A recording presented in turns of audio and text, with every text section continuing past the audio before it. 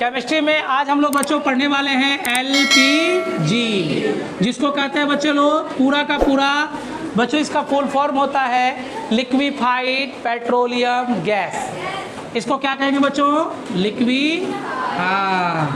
Liquefied petroleum petroleum gas, LEU, petroleum gas. तो यहाँ पर हम ये समझेंगे बच्चों, आपने अक्सर देखा होगा हमारे घरों के किचन में क्या होता है, एक सिलेंडर है और उस सिलेंडर के अंदर में गैस भरा रहता है। तो दरअसल बच्चों उस गैस को कैसे भरा जाता है, और वह गैस जो है बच्चों वो लिक्विड फॉर्म में रहता है। लिक्विड फॉर्म में मतलब बोला जाता है कि गैस को इतना संपीड़ित किया जाता है, इतना कंप्रेस्ड किया जाता है कि वह गैस का संघनित रूप क्या होता है बच्चों, वो होता है द्रव। तो गैस को अगर ज़्यादा आप प्रेशर दे के किसी बर्तन में बंद करते जाइएगा तो वह गैस संघनित होने लगेंगे बच्चों, वह संघनित हो करके द्रव बन जाते हैं। इसीलिए इसका नाम ही रख दिया क्या, लिक्विफाइड पेट्रोलियम गैस। यानी वो संघनित होकर बच्चों वो जमा हो करके क्या बन जाते हैं, गैस बन जाते हैं, मतलब द्रव बन जाते हैं।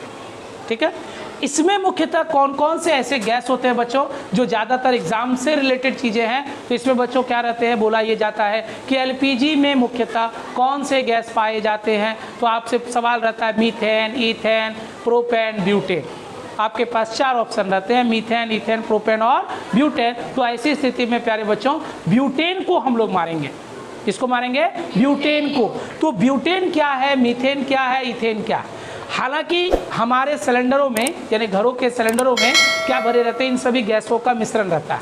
जैसे एथेन का मिश्रण, प्रोपेन का मिश्रण और ब्यूटेन के मिश्रित गैसों का एक द्रव मौजूद रहता है, जिसको काफ़ी ज़्यादा संपीड़ित करके भरा जाता है। मतलब तुम देखोगे अगर उसमें थोड़ा सा भी नोजल अगर दबाओगे तो छक से वो आवाज़ होता हुआ बाहर आता है और हाथों में थोड़ा सा द्रव की तरह लग जाता है। इसका मतलब क्या है कि उसके अंदर में तो गैस भरी हुई है, वही गैस हमें क्या हुआ, संपीड़ित गैस है जो किस में बदल चुकी है बच्चों, वो द्रव में बदल चुकी है, जिसके कारण जो है हमें वो द्रव महसूस होती है, वो द्रव दिखती है। समझ में आया बात को? तो हम लोग लिखेंगे बच्चों लिक्विफाइड पेट्रोलियम गैस यानी द्रवीभूत, इसको कहा जाएगा बच्चों द्रवीभूत पेट्रोलियम गैस लिखा जाएगा बच्चों। पेट्रोलियम गैस जो है, पेट्रोलियम गैस जो है बच्चों ब्यूटेन, प्रोपेन तथा एथेन से मिलकर बने होते हैं, जिसे बच्चों उच्च दाब एवं निम्न ताप पर संपीड़ित किया जाता है,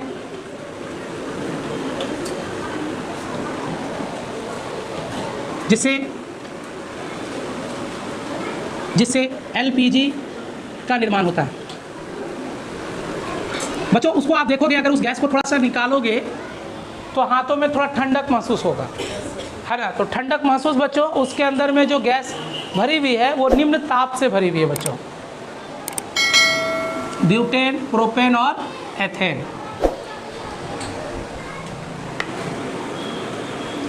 बच्चों ब्यूटेन का जो सूत्र होगा, ब्यूटेन का सूत्र जो होगा बच्चों C4H10 होगा, और वही प्रोपेन का बच्चों सूत्र होगा C3H8 होगा, और एथेन का बच्चों C2H6 होगा। इस तरह से बच्चों ब्यूटेन, प्रोपेन और एथेन के सूत्र होते हैं, इसे भी याद रख लें। ठीक है, ये याद रखने योग्य बातें हैं। तो पेट्रोलियम गैस बच्चों दरअसल बनती कैसे है, अब ऐसा नहीं समझ लेना है कि पेट्रोल ही है हमारा LPG।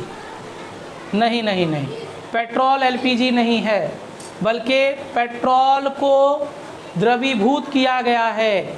पेट्रोलियम गैस का उपयोग किया गया है, जिसमें ब्यूटेन, प्रोपेन और एथेन के मिश्रण होते हैं, वही कहलाते हैं बच्चों क्या? पेट्रोलियम गैस कहलाते हैं।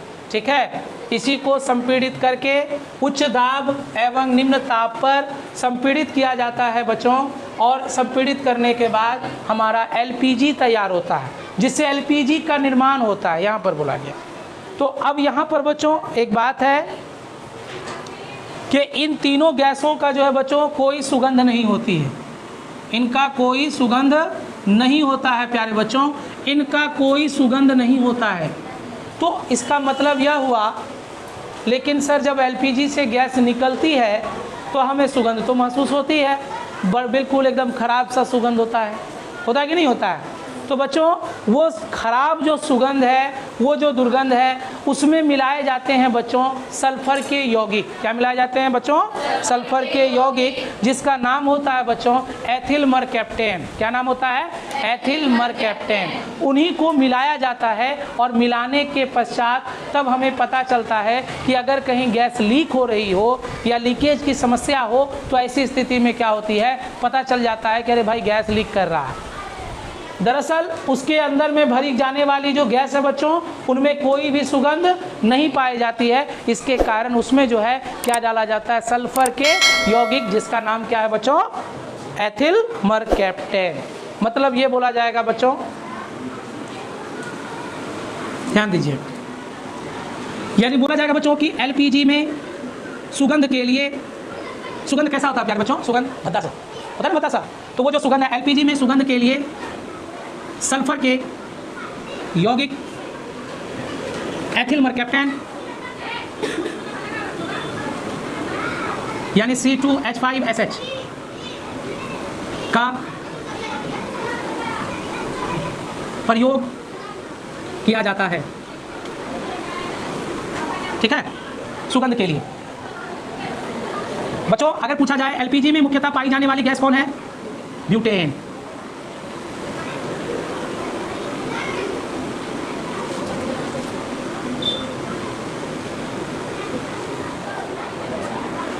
ये सवाल खूब पूछा जाता है कि एलपीजी में मुख्यतः पाई जाने वाली गैस कौन सा होता है? एलपीजी में मुख्यतः पाई जाने वाली गैस कौन सा होता है बच्चों? ब्यूटेन। ब्यूटेन होता है एलपीजी में मुख्यतः पाई जाने वाली गैस। बच्चों लाइटर का भी इस्तेमाल किया जाता है, छोटा सा लाइटर होता है। हाँ, जो बच्चों हम लोग कह सकते हैं क्या कि ऐसी स्थिति जिसमें हम लोग मोमबत्ती को जलाते हैं, या ऐसे में क्या होता है जैसे कि कोई सिगरेट पीता है, दुकान में मौजूद रहता है, बीड़ी पीता है, वहाँ मौजूद रहता है, लाइटर दे देता है। तो आपने लाइटर को ज़रूर देखा होगा, और लाइटर में आपको लिक्विड दिखा होगा पानी की तरह, है ना? तो वो जो पानी की तरह लिक्विड है प्यारे बच्चों, वो क्या है? वही लिक्विड है ब्यूटेन। क्या है? ब्यूटेन। तो यही ब्यूटेन होता है बच्चों। अगर बोला जाए ब्यूटेन जो है कहाँ भरी जाती है, देखते हो वो लिक्विड फॉर्म में, अगर उसको तुम तोड़ोगे और उसको बाहर निकालोगे तो वो हवा की तरह उड़ जाएगा। वो हवा की तरह, वो पानी की तरह नहीं फैलेगा, बल्कि गैस बनकर क्या हो जाएगा? उड़ जाएगा। ठीक है, तो वो क्या भरा रहता है उसमें बच्चों? ब्यूटेन। यानी बोल सकते हैं बच्चों लाइटर में ब्यूटेन गैस पाए जाते हैं।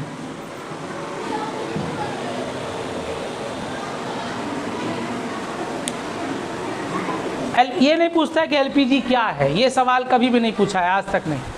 सिर्फ यही सवाल पूछता है कि एलपीजी में मुख्यतः पाया जाने वाला कौन सा होगा, गैस कौन सा? ब्यूटेन। ये पूछता है सवाल, इससे कोई बड़ा सवाल कभी नहीं पूछा है, आज तक नहीं पूछा है इससे बड़ा सवाल।